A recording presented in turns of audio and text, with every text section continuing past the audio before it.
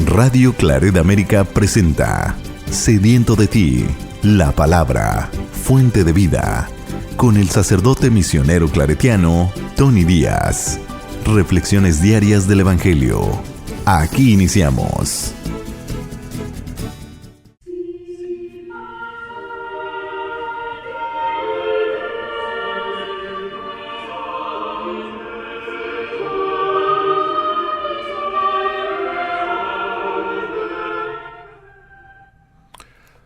Bienvenidos, hermanos, a nuestras reflexiones del Evangelio del día. Hoy es viernes después del miércoles de ceniza. El Evangelio de hoy viene de Mateos capítulo 9, versículos 14 al 15. En aquel tiempo los discípulos de Juan fueron a ver a Jesús y le preguntaron: ¿por qué tus discípulos no ayunan mientras nosotros y los fariseos sí ayunamos? Jesús les respondió: ¿cómo pueden llevar luto los amigos del esposo mientras él está con ellos? Pero ya vendrán días en que les quitarán al esposo, y entonces sí ayunarán. Palabra del Señor.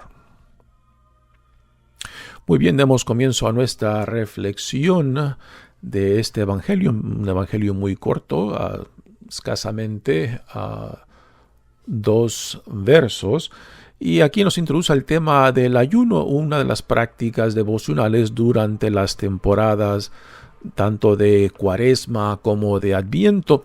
Y ya que hemos dado comienzo a esta temporada cuaresmal, nuevamente una invitación por parte de la Iglesia y Dios para regresar a nuestro Dios, para profundizar en nuestro caminar con Cristo, para recomprometernos a la vida que Dios en Jesucristo nos ha dado. Y aquí en este evangelio se nos introduce el tema del ayuno. El tema del ayuno, pues es una práctica devocional que tiene sus raíces tanto en el Antiguo Testamento como en el Nuevo Testamento, y que también ya en el cristianismo adquirió nuevos sentidos. Se amplificó un poco cómo se entendía, cómo se vivía en el Antiguo Testamento y lo que encontramos en el Nuevo Testamento. Dice el Evangelio de hoy: en aquel tiempo los discípulos de Juan fueron a ver a Jesús y le preguntaron: ¿por qué tus discípulos no ayunan mientras nosotros y los fariseos sí ayunamos? ¿No? La práctica del ayuno era muy común, junto con la oración y con la práctica de la limosna o la caridad, particularmente a los más necesitados. Estas eran 3 prácticas que encontramos también en los evangelios: el ayuno, la oración y la limosna o obras de caridad, como una expresión de devoción. En el Antiguo Testamento hay por lo menos 4 significados o aplicaciones del ayuno, o sea, cómo se entendía y cómo se vivía. Por ejemplo, el ayuno era expresión de arrepentimiento. Cuando uno reconoce que ha pecado, pues el ayunar es una expresión de este arrepentimiento cuando uno ha reconocido su pecado y su necesidad tanto de ser sanado como reconciliado. Recordamos la experiencia de David cuando se le descubre su gran pecado, ¿no? Y entonces él se va a una esquina de su casa, se sienta en sayal y se echa en cenizas en su cabeza, también ceniza, símbolo de arrepentimiento, y ayuna, ¿no? También en el Antiguo Testamento el ayuno era utilizado como una expresión y súplica en tiempos de catástrofes, ¿no? Cuando se sufría alguna catástrofe natural, pues el pueblo respondía con el ayuno para que Dios respondiera a sus necesidades. También en tiempos de duelo, en la muerte de un ser querido, pues el ayuno era una de las prácticas que expresaba el duelo, el dolor por la muerte de ese ser querido. Y también tenemos el ayuno como preparación para una gran empresa, una gran hazaña. Este es el caso de Jesús cuando, después de ser bautizado, se introduce al desierto y por 40 días ayuna como preparación para su vida pública, o sea, cuando él empieza a caminar por los caminos de Galilea predicando la buena nueva rumbo a Jerusalén. Ahora, en el Nuevo Testamento, el ayuno adquiere unos significados un poco diferentes, ¿no? Prácticamente por la influencia griega, y uno de los significados del ayuno ya en la comunidad cristiana es para evitar la influencia de los malos espíritus que puedan entrar por la boca, o sea, por medio del consumo de alimentos. Entonces, el ayuno, desde el Nuevo Testamento para adelante, pues es una expresión que manifiesta la disciplina corporal. O sea, la disciplina del cuerpo para evitar la influencia de los malos espíritus. Número 2, para la purificación de la mente y corazón en la contemplación y comunión con Dios. Este es otro significado nuevo que adquiere el ayuno dentro del cristianismo. Y después está una tercera aplicación del ayuno, cuando es visto como una de las formas de unirnos a los sufrimientos de Cristo. Ahora, esta tercera práctica del ayuno como forma de unirnos a los sufrimientos de Cristo, hay que saber entenderlas, porque si solamente es el sufrimiento por el sufrimiento, pues entonces no tiene mucho sentido, ¿no? Es querer buscar el sufrimiento, es hacernos la víctima, ¿no? A mí mira cómo sufro, mira cómo estoy ayunando, ¿no? Y puede ser simplemente una búsqueda de sí mismo, ¿no? Una autoglorificación por medio del sufrimiento.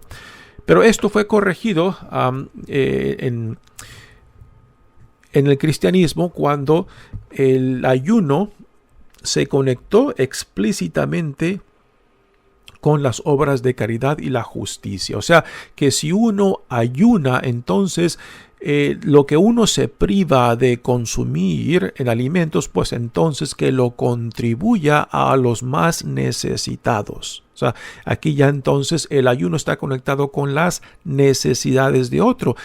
Mi sufrimiento se ofrece por la necesidad, por el alimento, por el proveer por otros y para otros, ¿no? Y esto es algo que encontramos en los primeros 4 siglos del cristianismo, particularmente por los hombres y mujeres que se les da el título de los padres y madres del desierto, aquellos que huyeron de las ciudades y empezaron a crear esta vida monástica en los desiertos, y después fueron creando comunidades, y de ahí nació la tradición monástica.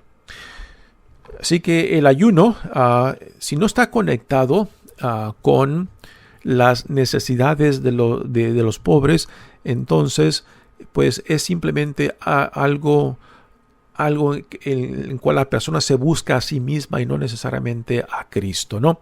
San Agustín decía de que el ayuno que no esté conectado a las necesidades de los pobres es avaricia.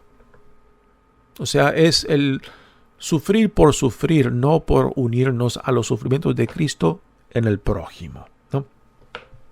Así que hay una diversidad muy rica en cómo se puede entender el ayuno, tanto como lo encontramos en el Antiguo Testamento como también en el Nuevo Testamento, y cómo el cristianismo pues ha adquirido nuevas dimensiones del por qué se ayuna, como una disciplina corporal para nuestra contemplación y comunión con Dios, ¿no? Y lo cual, esta contemplación y comunión con Dios por necesidad nos tiene que llevar al prójimo, particularmente a los más necesitados. Y es aquí donde muchos padres de la iglesia, y cuando se habla de padres de la iglesia, de aquellos que marcaron la iglesia profundamente en los primeros 400 años, ¿no? Y es desde ahí donde también encontramos este dicho de San Agustín, ¿no? Que el ayuno, si no está conectado a las necesidades de los pobres, pues entonces es avaricia, es buscarse a sí mismo y no buscar al pobre, no buscar a Cristo en el pobre. Ahora, después, ya en el siglo XX, la práctica del ayuno fue cambiando un poco, ¿no? Particularmente después del Segundo Concilio Vaticano. En 1966, Pablo VI recomendó que las prácticas del ayuno fueran consistentes con las realidades económicas locales. O sea que el ayuno se vive y se expresa según las realidades económicas de la comunidad local. O sea, un rico o alguien que tenga estabilidad económica, pues va a ayunar de una forma diferente que un pobre, ¿no? Y a un pobre no se le puede exigir, por ejemplo, una de las prácticas tradicionales nuestras de que durante la Cuaresma, los viernes, no se come carne y se come pescado. Pues en algunas localidades, ¿no? Pedirle de que consuman pescado, ¿no? Cuando quizás es algo imposible de comprar para ellos, particularmente si viven lejos de la costa, ¿no? Y quizás pedirles de que consuman pescado puede ser mucho más caro que consumir carne, ¿no? Pues entonces las realidades del ayuno tienen que ser ajustadas según las realidades económicas locales.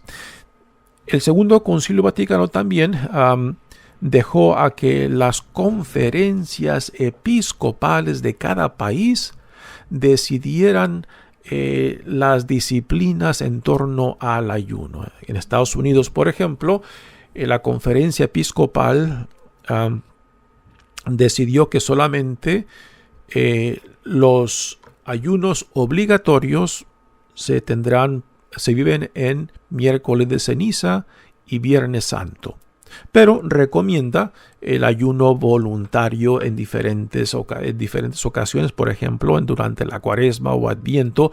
O hay muchas personas, muchos católicos que también practican el ayuno 1 o 2 veces por semana como una forma devocional en su crecimiento en relación a Dios, a Cristo, en el Espíritu Santo.